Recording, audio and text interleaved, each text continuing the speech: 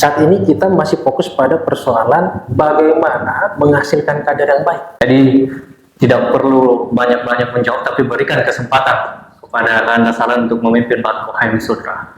Nah, kemudian juga Kakanda Sarlan ini katanya di belakangnya dalam tanda kutip ada senior-senior yang mendominasi proses Kakanda untuk menjadi ketua Batko. Ada kepentingan senior lah dalam tanda kutip yang kami dapat informasi. Waduh, Berat juga ini, berat.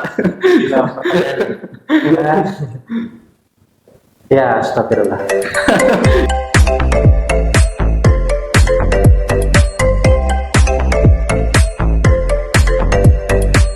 Bismillahirrahmanirrahim. Assalamualaikum warahmatullahi wabarakatuh. Berjumpa lagi bersama kami di podcast Creative Culture. Pada kesempatan kali ini, Creative Culture berkolaborasi dengan Badan Koordinasi Himpunan Mahasiswa Islam Provinsi Sulawesi Tenggara menyelenggarakan podcast dengan sesi tanya kandidat. Di tengah-tengah kita, teman-teman sekalian, sudah hadir salah satu kandidat calon ketua Batko HMI Sulawesi Tenggara, Kakanda Sarlan. Kakanda, bagaimana kabar hari ini? Alhamdulillah. Alhamdulillah baik. Jadi saya harus banyak-banyak panggil Kakanda ini karena tradisi di HMI kalau katanya Pak Yuskala panggilannya Kakanda dan Adinda. Jadi saya harus banyak panggil Kanda pada kesempatan podcast kita pada hari ini. Kemudian teman-teman Creative Culture sekalian, bahwa untuk menjadi bakal calon ketua Batko HMI Sulawesi Tenggara itu prosedurnya dan syaratnya sangat begitu ketat. Dan Kakanda Sarlan ini merupakan salah satu kandidat yang berhasil menuntaskan segala prosedur dan memenuhi segala syarat yang ditetapkan oleh panitia pelaksana. Saya ingat salah satu syaratnya yang paling ketat adalah untuk menjadi ketua Batko HMI Sultra harus menyelesaikan jenjang pengkaderan minimal LK3 kalau saya tidak salah. Dan Kakanda Sarlan sudah memenuhi syarat itu. Kita ketahui LK1 beliau di Fakultas UO, LK2 beliau di Korkom UMI Makassar dan menjadi peserta terbaik pada saat itu. LK3 beliau di Batko HMI Sultra, dan banyak lagi pengalaman organisasi beliau yang tidak bisa kami sebutkan satu persatu karena kami dibatasi oleh durasi waktu.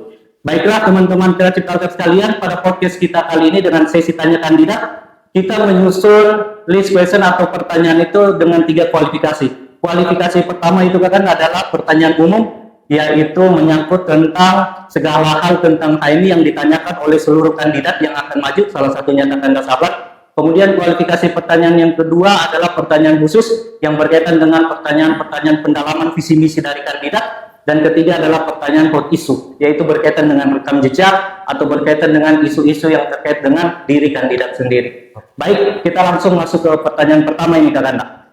Pertama, kita ketahui bahwa masih banyak mahasiswa atau kader-kader HMI itu sendiri yang belum mengetahui secara detail mengenai tupoksi dari Batko HMI Sultra itu sendiri. Karena pada tingkatan kabupaten kota itu kan sudah ada cabang, di tingkatan kampus itu sudah ada komisariat.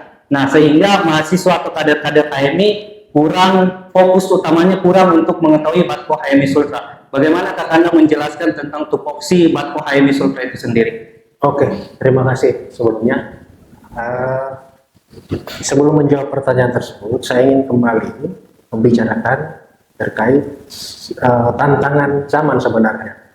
HMI hari ini atau di wilayah kampus ada satu fenomena di mana mahasiswa untuk saat ini itu ada kecenderungan yang membawa mahasiswa kepada arah-arah hedonis, di mana mahasiswa saat ini itu kurang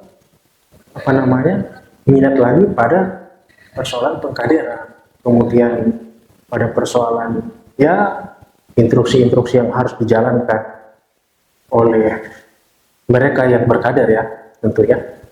Itu sebenarnya poinnya. Yang sebelum kalau kita bicara terkait dengan apa tugas dan fungsi Batko itu sendiri, kita harus kembali dulu di awal bagaimana kemudian mensosialisasikan HMI di tataran mahasiswa, khususnya di wilayah kampus kita masing-masing. Oke, kalau bicara tentang tugas dan fungsi HMI Batko Sulawesi Tenggara, tentunya sesuai dengan prasah badan koordinasi itu, yaitu bicara atau memposisikan diri sebagai corong antara kepentingan PBHMI dan juga kepentingan cabang-cabang atau hal lain yang ada di wilayah tersebut.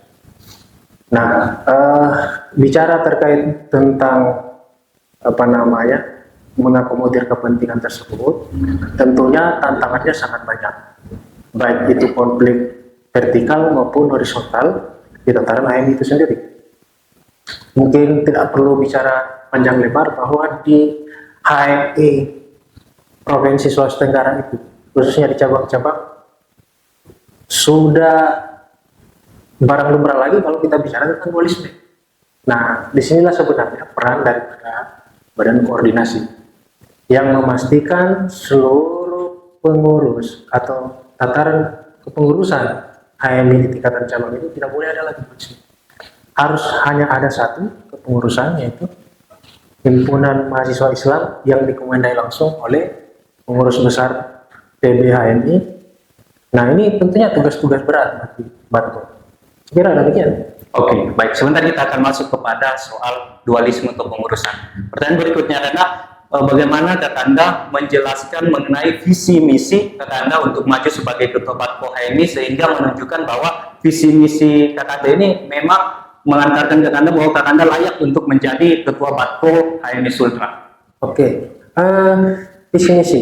Saya kebetulan mengusung tagline HMI bertumbuh. HMI bertumbuh. Dengan harapan bahwa HMI ini terus berkembang secara dinamis, aktif dan progresif tentunya. Ada dua hal penting yang menjadi bagian perhatian khusus saya. Itu berkaitan tentang kemandirian kader. Ya. Tentunya organisasi ini sebagai lumbung kaderisasi, lumbung kader. Ada menurut saya ada formulasi baru yang harusnya kita pikirkan, yaitu berkaitan tentang ekosistem kader. Saat ini kita masih fokus pada persoalan bagaimana menghasilkan kader yang baik, tapi tidak pernah kita berpikir bahwa setelahnya ini bagaimana. Setelah kita menciptakan kader dengan baik, mau disalurkan kemana? Nah, tentunya ini menjadi peran Batko HMI Sulawesi Tenggara untuk bagaimana caranya menciptakan hubungan yang harmonis dengan stakeholder terkait untuk pemenuhan kader-kader. Itu tentunya. Tapi tanpa menyampingkan pada persoalan bagaimana proses penciptaan kader tersebut. Kira demikian. Oke, baik. Kemudian yang ada apa langkah-langkah strategis untuk mewujudkan visi misi tersebut yang tadi disampaikan? Oke, untuk langkah strategis itu, yang pertama tentu dalam menjalankan segala sesuatu yang berkaitan tentang visi itu, ya semuanya harus butuh dukungan tentunya. Itu tadi saya bilang hubungan harmonis yang pertama harus terbangun dengan pemerintah terkait. Yang kedua, Batko HMI Sulawesi Tenggara itu memang betul-betul harus bisa mengakomodir semua kepentingan. Kepentingan dalam artian ini, kepentingan setiap daerah kan beda-beda. Ya. Jadi tidak bisa dinafikan bahwa Batko HMI Sulawesi Tenggara itu harus mengakomodir semua tanpa terkecuali. Saya kira itu mungkin gambaran secara umum. Nanti kan kalau bicara teknis, saya juga tidak bisa bilang bahwa di forum ini harus mengungkapkan segala sesuatunya. Tapi berikan saya waktu untuk memimpin Batko ini, insya Allah saya akan wujudkan dengan bagaimana cita-cita yang telah wariskan oleh para pendahulu. Saya kira demikian. Jadi tidak perlu banyak-banyak menjawab, tapi berikan kesempatan kepada Anda saran untuk memimpin Batko HMI Sultra. Jawaban yang sungguh menarik. Nah, ada satu isu juga yang menarik Anda bahwa di Sulawesi Tenggara ini sangat banyak organisasi mahasiswa dan pemuda itu yang berorientasi kepada materi, sehingga menjadikan organisasi tersebut menjadi organisasi yang pragmatis. Atau bahasa kerennya sekarang kita sering dengar mengolah kiri kanan, ujung-ujungnya di 86. Nah, kira-kira apa komitmen Kakanda kalau misalnya terpilih jadi Ketua Batko HMI Sultra, bahwa HMI Sultra tetap tegak lurus kepada kepentingan umat dan bangsa dan tidak menjadikan himpunan ini atau himpunan mahasiswa Islam Sultra sebagai lembaga atau organisasi yang berorientasi secara pragmatis. Oke, menarik sebenarnya. Saya kembali mengingat ada cuitan yang sempat saya baca di media online bahwa segala sesuatu yang ada di Kendari khususnya ya itu bisa di demo katanya. Itu kan apa namanya cuitan yang cukup miris juga sebenarnya. Karena ini sudah menjadi apa namanya ya kasarnya bahwa bicara terkait ini seolah ini menjadi profesi baru. Kalau saya sendiri, saya nggak mau bicara panjang lebar. Saya hanya bicara saya sendiri. Bagaimana saya keluar daripada zona itu ya. Saya mulai dari zaman mahasiswa sudah fokus pada dunia entrepreneur.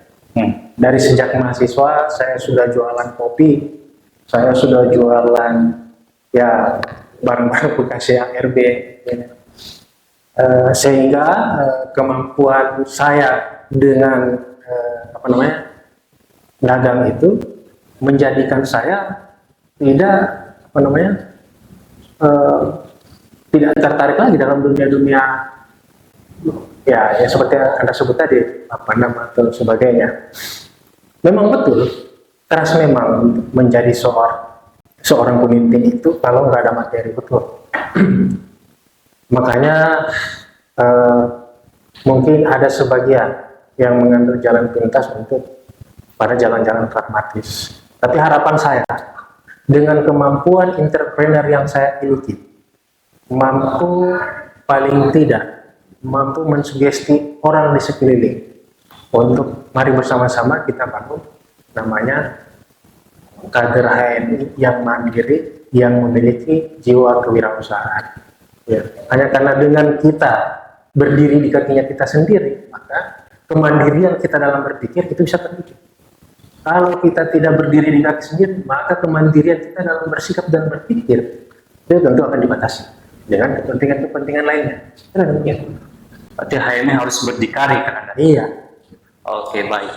Kemudian karena ini juga yang kita ketahui bahwa nilai dasar perjuangan HMI itu atau NDP HMI itu merupakan dokumen tertua yang diperkenalkan tahun 1969 kalau saya tidak salah di Kongres ke-10 HMI di Malang pada saat itu, yang memperjuangkan komitmen keislaman dan keindonesiaan. Nah, ketika Kakanda terpilih nanti menjadi Ketua Batko HMI Sulawesi Tenggara, bagaimana cara Kakanda untuk menjaga komitmen keislaman dan keindonesiaan tadi? Apalagi di era modernisasi saat ini sangat banyak nilai-nilai keislaman dan keindonesiaan itu yang terdegradasi. Nah, bagaimana cara Kakanda untuk menjaga komitmen itu tadi? Khususnya untuk kader-kader HMI lah di Sulawesi Tenggara. Iya. Sebenarnya ini pertanyaan yang cukup berat ya, masalah pelaksanaannya. Kalau kita bicara NDP ini kan merupakan legacy ya dari pendahulu-pendahulu kita. Tentunya kebetulan juga saya di training adik-adik ini kan selalu membawa NDP, mengajarkan semangat yang dapat saya petik dari NDP tersebut. Kalau bicara tentang ijtihad ya, hal yang paling penting sebenarnya saya sudah singgung tadi, bahwa harus ada kesadaran diri sebenarnya dari setiap kader, kesadaran diri tentang apa sebenarnya intisari dari NDP, bagaimana para founding father kita mengajarkan kita tentang semangat perjuangan yang islami dan tentunya semangat yang apa namanya mempersatukan kita sebagai bangsa. Nah, untuk secara teknis mungkin kalau bicara terkait itu, memang dalam program saya mengisikan ada di akhir insya Allah kalau terpilih ya, di akhir jabatan itu insya Allah kita harus melahirkan bunga rampai atau namanya buku bunga rampai pikiran kepada setiap cabang, insya Allah kalau seperti itu. Jadi setiap cabang-cabang ini kita sugesti untuk membuat Bunga Rampai pikiran tentang bagaimana sebenarnya kemampuan kita, bagaimana cita-cita besar kita sebagai kader HMI khususnya yang ada di Sulawesi Tenggara untuk menciptakan nuansa Islami dan juga semangat perjuangan keindonesiaan. Ya. Saya kira itu yang mungkin satu hal yang ingin saya sampaikan tadi. Jadi dicatat teman-teman, kalau insya Allah Kakanda Sarlan terpilih akan menciptakan bunga rampai di setiap cabang-cabang yang ada di Sulawesi Tenggara. Bunga Rampai pikiran ya. Bunga rampai pikiran. Oke, kita masuk ke isu dualisme kepengurusan Kakanda. Sesuai dengan tema Musdabatko HMI tahun ini yaitu rekonsiliasi kepemimpinan HMI Sultra mewujudkan Indonesia Emas tahun 2045. Dan sebagaimana kita ketahui bahwa kepengurusan HMI itu mulai dari cabang ke Batko itu selalu mengalami dualisme kepengurusan. Nah, bagaimana kira-kira strategi atau cara Kakanda Sarlan ketika insya Allah terpilih menjadi ketua Batko untuk mengatasi atau mengurusi terkait dualisme kepengurusan tersebut? Ya, mengenai dualisme, tentunya kan kita di HMI sudah lengkap. Kalau kita bicara aturan di HMI lengkap. Mana sih aturan di HMI yang tidak ada? Semuanya kan sudah tersusun secara rapi dan juga lugas. Tidak ada aturan satupun di dalam HMI itu yang multitafsir atau sejenis. Artinya dari isi aturan kita sudah lugas dan tegas sebenarnya. Namun tidak bisa dinafikan juga bahwa ya ada saya sering dengarin bahwa kalau tidak dualisme berarti bukan HMI. Tidak dualisme berarti bukan HMI. Tapi kan ini apa namanya? Oke. Kemudian ada berita-berita berikutnya bahwa dualisme itu ada baik. Baiknya katanya ya kader ini tersalurkan. Ya betul juga. ada benarnya juga. Bahwa dari kalau mungkin hanya satu kepengurusan, tentunya kader yang tersalurkan itu hanya sebagian saja. Karena tidak bisa diakomodir semua. Jadi kalau dibuat dualisme atau bahkan lebih, seluruh kader terkomodir.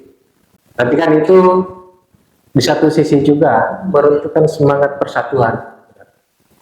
Menimbulkan konflik di tataran internal itu kan juga tidak bagus untuk organisasi. Kalau bicara strategi penyatuan ya tentunya Batko HMI Sultra, lagi-lagi saya bilang tadi di awal, sebagai corong kepentingan mampu mengakomodir.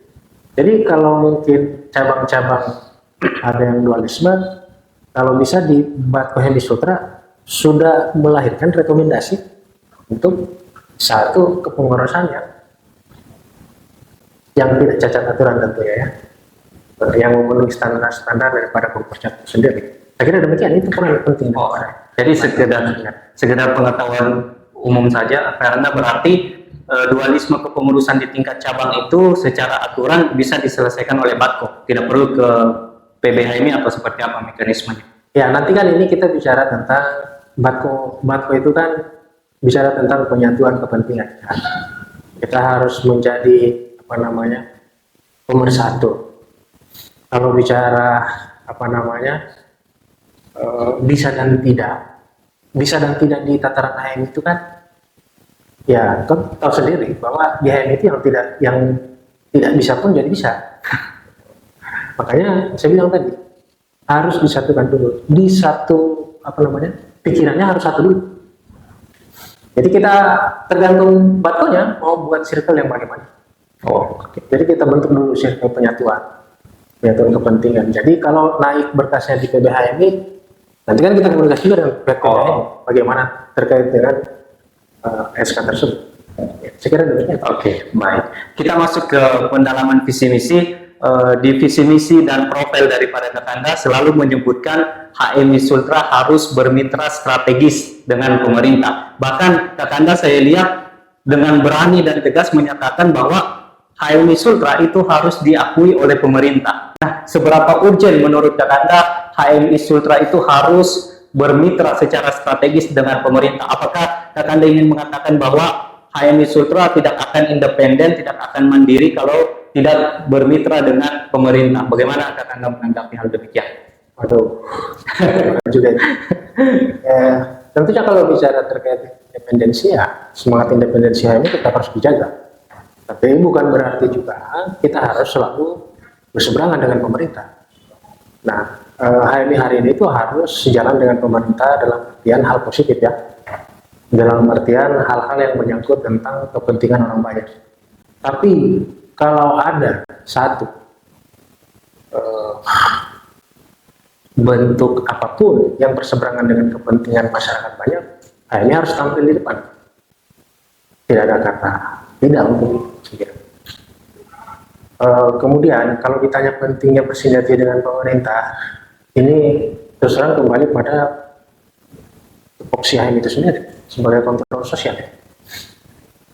Bagaimana ceritanya kalau kita sebagai kontrol sosial menilai segala sesuatunya itu harus memakai kacamata yang negatif ya. Kita harus membenarkan yang benar dan membela yang benar, begitu kira-kira ya, membenarkan yang benar dan membela yang benar. Ini demikian.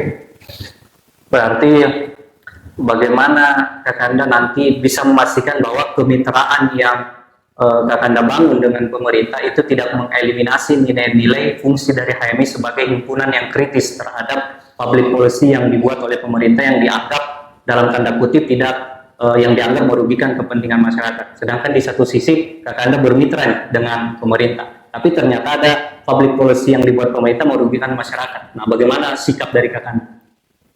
Tadi kan saya sudah bilang, saya komit pada persoalan kepentingan orang banyak. Ya, nanti kan kalau ada kebijakan yang dimaksudkan itu kebijakannya. Kalau ada kebijakan dari pemerintah, tentunya kan kita tidak serta-merta juga untuk melakukan perlawanan atau apa. Tentunya ada kajian-kajian yang harus kita lalui dulu. Bagaimana efek kebijakan tersebut terhadap masyarakat orang banyak. Jangan juga kita ujuk-ujuk setiap kebijakan yang dikeluarkan oleh pemerintah harus bertentangan dengan kita.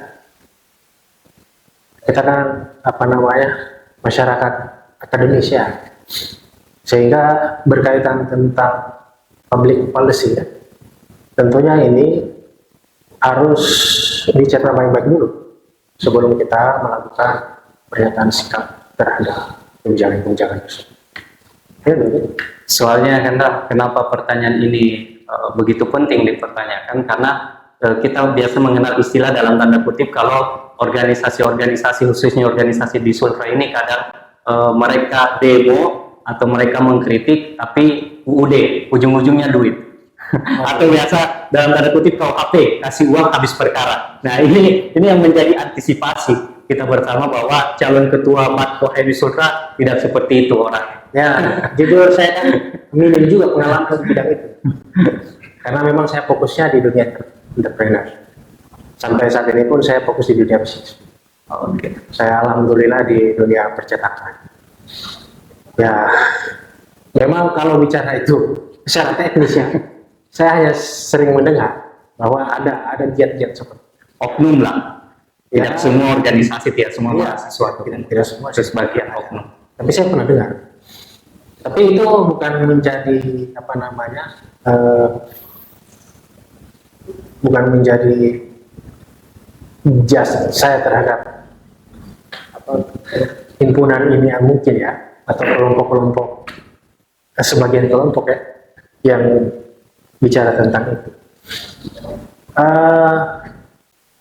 Itu tentunya kalau bicara itu saya sudah tegaskan bahwa kalau ada yang bertentangan terkait dengan kepentingan masyarakat orang banyak, saya sebagai ketua Matko HMI Sulawesi Tenggara tentunya akan menyuarakan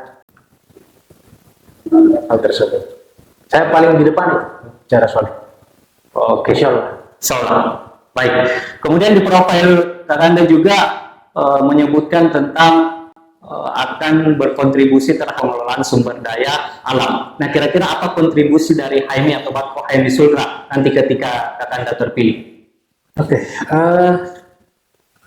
HMI ini kan untuk di Sulawesi Tenggara bisa dibilang organisasi kemahasiswaan tertua ya, dan juga paling banyak masanya, paling banyak kadernya, sehingga apa namanya,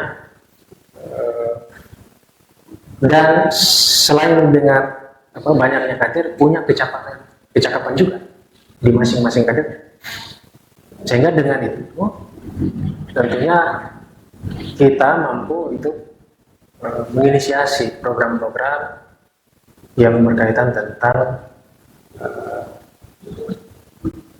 promosi pariwisata yang ada di Sulawesi Tenggara. Ini berkaitan mungkin tentang singgungannya dengan kegiatan-kegiatan HMI juga.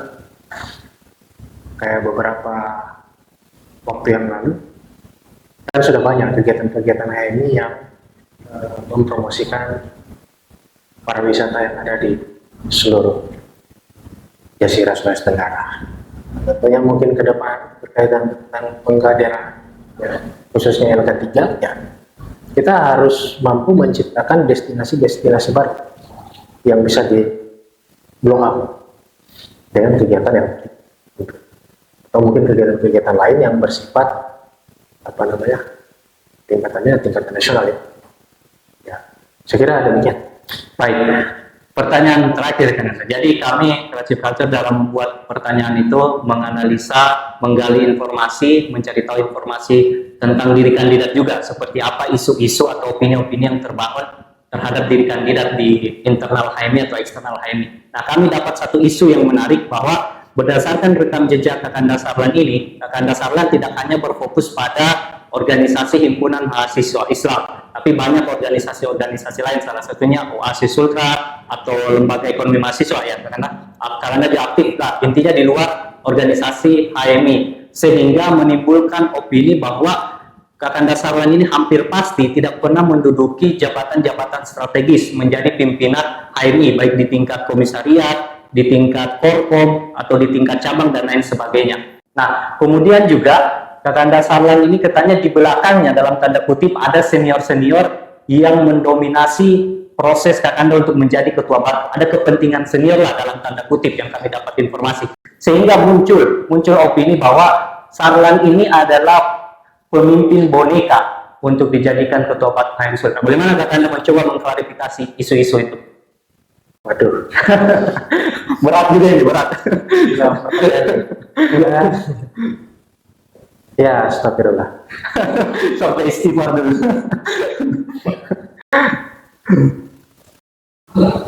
Dalam proses perjalanan hidup saya selalu memulai segala sesuatu yang saya ingin capai, tentunya berlandaskan pada niatan yang tulus. Kalaupun ada cerita di belakang bahwa saya hanya bagian dari boneka, ya tentunya itu saya tidak bisa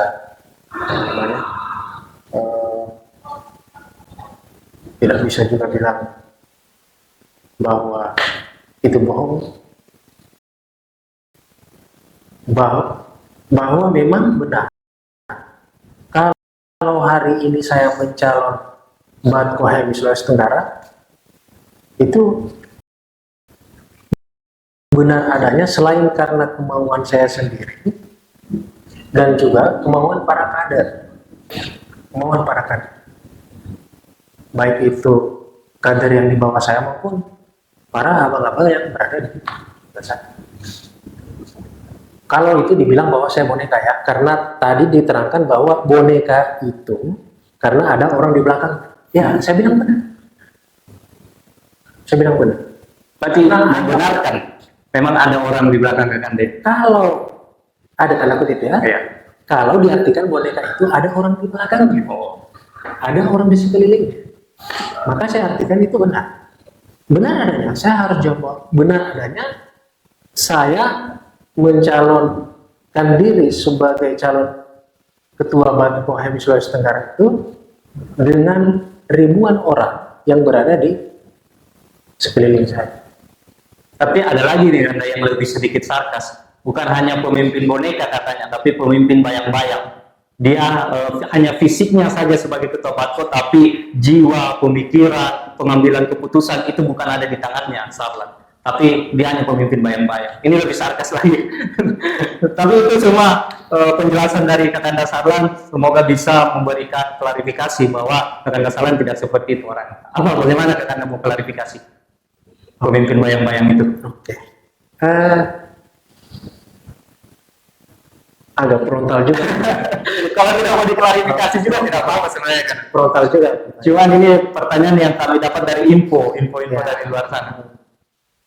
Itu kan asumsi saja. Iya, hanya sekedar asumsi, makanya kami kasih ruang kepada Kakanda Oke. jelaskan ini bahwa tidak benar ini sebenarnya isu-isu asumsi ini. Kalau dibilang yang perkara ini, saya bilang itu tidak benar. Oh, Tidak benar. Tentu tidak benar dalam jawaban saya ini harus dibuktikan dengan pikiran dan juga tindakan. Ya. Karena tadi dibilang bayang-bayang dalam artian pikiran dan juga tindakan. Untuk menjawab itu, berikan saya satu kesempatan maka saya akan jawab. iya. Akhirnya gitu. Mantap sekali. Jadi ya teman-teman, Kakanda Sarlan ini bukan pemimpin bayang-bayang, dan untuk membuktikan itu berikan Kakanda Sarlan kesempatan untuk bisa memimpin Batko HMI Sulawesi Tenggara. Kakanda terima kasih atas waktunya. Terakhir, pesan dan harapan untuk HMI Sulawesi Tenggara untuk para kader-kader, pengurus di tingkat cabang, komisariat, dan lain sebagainya.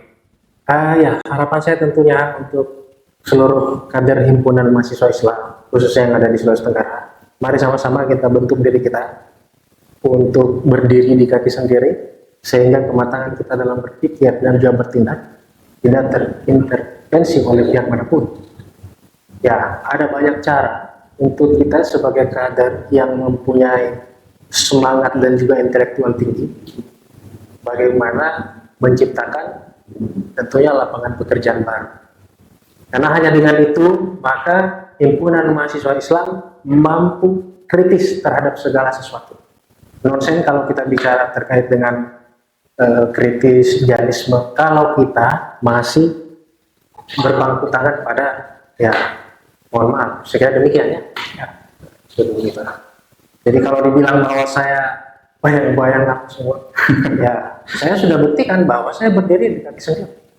Saya tidak tidak diintervensi oleh kutip kapital ya. Sekira demikian. Oke, baik.